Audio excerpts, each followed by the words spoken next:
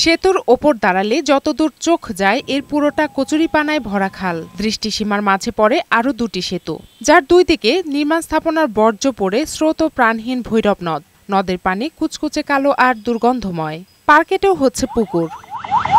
বিআইডব্লিউটির সহযোগিতায় ২০২৪ সালের মে মাসে ২ ধাপে ৫০টি অবৈধ স্থাপনার উচ্ছেদ করা হয়। তারপরও স্থাপনার নির্মাণ বাড়ছে। দুটি ট্যানারি ও বিভিন্ন কারখানার অপরিশোধিত রাসায়নিক বর্জ্য ভৈরবের পানি দূষিত করছে। ভৈরব নদ সংস্কার আন্দোলন কমিটির উপদেষ্টা ইকবাল কবির জাহিদ বলেন, দক্ষিণ পশ্চিমাঞ্চলের প্রধান নদী প্রবাহ ভৈরবের দুই পারের দখলদারিত্ব বেড়েছে। বাজারের বর্জ্য ফেলা, হসপিটালগুলোর যে সমস্ত বর্জ্য সেগুলো ফেলে নদীর পরিকল্পিতভাবে নদীর যে সংস্কার কাজ তার বিরুদ্ধে দাঁড়িয়ে নদী আবার ভরাট করে ফেলা হচ্ছে।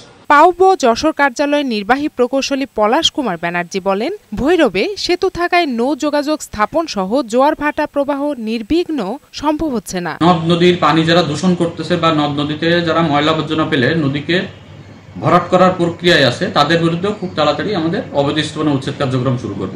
জেলা প্রশাসক আজাহারুল ইসলাম জানান, নদকে দূষণ এবং দখলমুক্ত রাখতে কমিটি গঠন করা আছে। রয়েছে নিয়মিত পানি পরীক্ষার ব্যবস্থাও। তাদের বর্জ্য নদীতে না পড়ে এ বিষয়ে পরিবেশ অধিদপ্তর থেকে তাদেরকে নোটিশ করা আছে এবং কয়েকজনের বিরুদ্ধে মামলাও করা হয়েছে। যদি এরকম স্পেসিফিক কোনো অভিযোগ আমরা পাই যে তারা অপরাধের সাথে জড়িত আছে, তাহলে আমরা আইনগত তাদের বিরুদ্ধে ব্যবস্থা নিতে পারব। দখল দূষণ কমাতে পারলে যশোরের ভৈরব নদ আবারও মনোমুগ্ধকর পরিবেশ ফিরে পাবে বলে প্রত্যাশা সংশ্লিষ্টদের। জান্নাতুল ফিরদাউস কণা, বৈশাখী সংবাদ।